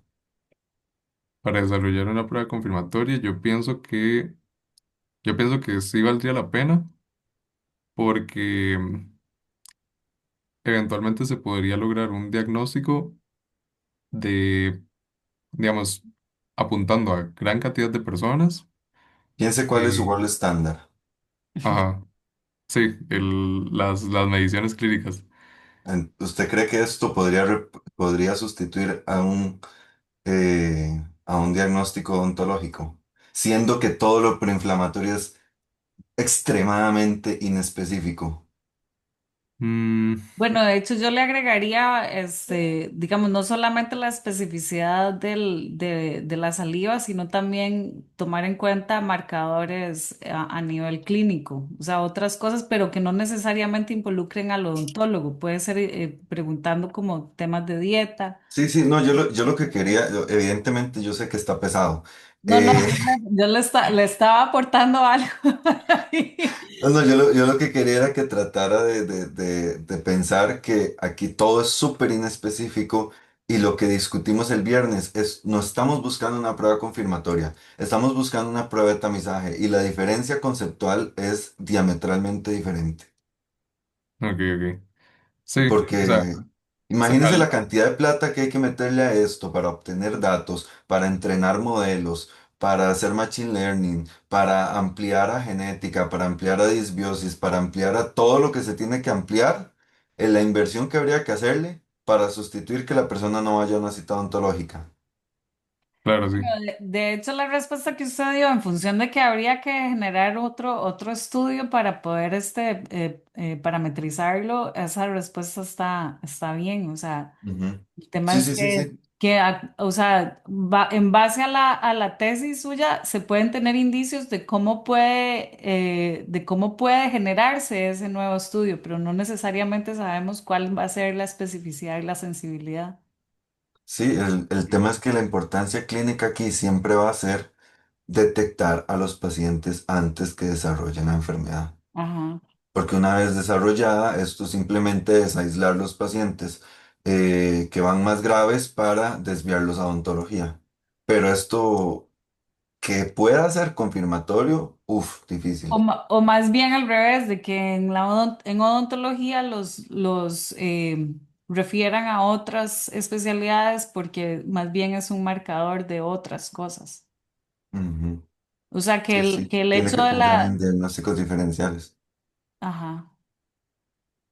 O sea, el hecho de, porque digamos, como por ejemplo el MMP8, o sea, si solamente está mostrado o expresado en enfermedad periodontal, o sea, ¿cómo podríamos hacer tamizaje si en personas sanas? O sea, no lo veríamos necesariamente. Habría que ver en qué cantidad está o si está. O sea, eso todavía no lo tenemos con gran claridad.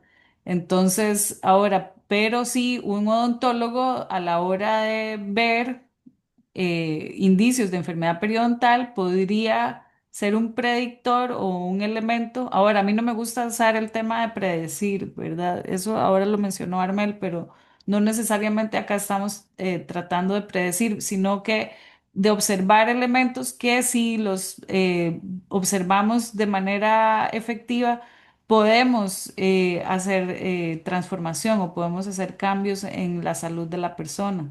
Entonces, de hecho, el hecho de que se confunda con otras enfermedades nos permite ver que solamente con ver la boca podemos darnos cuenta de muchas otras cosas que pasan a nivel del cuerpo. Y aquí es donde entran en juego, digamos, esas inespecificidades o qué otras cosas además podría estar diciendo. Entonces ahí viene como las nuevas preguntas de investigación. Sí, sí, pero no, súper bien. Esa era como la línea de pensamiento que quería ver, que entendiera el objetivo de lo que está haciendo. Pero no, no, súper bien. Mañana todo va a salir bien, va a ver. Eso espero, eso espero. Ya elegí traje y todo. Ah, Sí.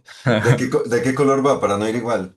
Voy a ir como de rojo, pero como vino, Ah, digamos. no, o sea, Como un rojo más, como un rojo vino. no, jamás iba a ir igual. Ah, bueno, todo bien. O sea, va como acorde con el tema de la inflamación y toda la sangre. Exacto, exacto. Es Yo para... usualmente no uso colores así exóticos. Va más Muy perfil bien. bajo. Y Laura, ¿cómo se prepara? Todavía anda por ¿Cómo ahí me preparo para qué? para mañana. ¿Cómo me preparo en qué sentido? O sea, ¿cómo se siente? ¿Cómo lo ve? ¿Se siente ya Mm, lista? No, pero de ahí a lo que caiga. Ok, Ya no puedo hacer nada, ya no quedan ni 24 horas. sí, de hecho. Es No, Duerma cierto. Pero muy bien. les va a ir muy bien, van a ver, igual ustedes han hecho muchísimo más trabajo de lo que incluso las tesis reflejan y pues ha sido incluso todo un proceso, ¿verdad? Para poder llegar hasta acá. Entonces, siéntanse en confianza mañana y bueno, nos vemos mañana. Descansen ahora. Muchas gracias por todo el trabajo realizado.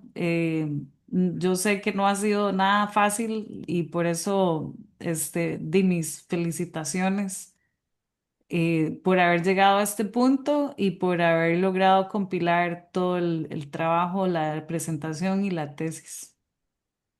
Muchas gracias a usted, profe, más bien. Y gracias a Adler igual y a todos por venir. igual, Bueno, Bueno, nos vemos mañana entonces. Bueno, que estén muy bien. Vayan ¿a a qué hora hay que descansar estar? a las 7 de la mañana. No, a las 10. A las 10:30 Adler a las para, 2. para la de Laura y a las 2 a la de David. Sí, pero ¿cuánto antes? ¿A la 1:30? ¿O Ah, no tan antes? yo es que voy a estar ahí desde temprano por la de Sí, Laura a yo las 10. igual. Entonces, si usted quiere llegar desde temprano, bienvenido. Y si no, diga a las 12 una por ahí, ya andaremos por ahí. Podemos ir a Ok. almorzar si quieren. Puede ser, puede ser. Aunque yo creo que voy a andar ahí medio sin apetito, No, probablemente. luego se Sí, no, vomita. Exacto, usted no coma. exacto. Solo Adler y yo y Laura que ya debe haber pasado. Sí, Si come se yo, vomita. no, legal, yo voy a hacer una dieta de agua ahí, de líquido, nada más, antes de la Sí. presentación. No, bueno, de hecho, o sea, sí, o sea, no sé hasta qué punto quieren tomar en cuenta mi recomendación, pero sí, o sea, ir con el estómago vacío les puede dar más claridad y más livianez. Entonces, o sea, como descansar bien hoy, tal vez hidratarse bien Ma, y yo No, tengo no, pero hemoglobina en sí 10 y si no desayuno. desayuno es posible Ah, que sí, no sí. pase el título. Pero... no, no, pero me refiero a como que no coman inmediatamente antes, o sea, como en el estudio, por lo menos 1 hora o 2 horas antes de no comer, para que no, el estómago no esté, digamos, como activo durante la presentación. O sea, si van a desayunar, desayunen bien temprano. Ok, ok. David puede desayunar un poquillo por ser la tarde Pues y eran las dos, yo después desayuno como a no. las 9, más Ah, o bueno, menos. está bien. Bueno, Bueno, igual Bueno, sí hagan lo que se sientan más cómodos, no me hagan caso a mí. Bueno, bueno, que nos estén muy- vemos, muchas gracias. muchas gracias a Crisia y a Michael no, también que nos gracias. acompañaron. Bueno. Hasta luego. Chao.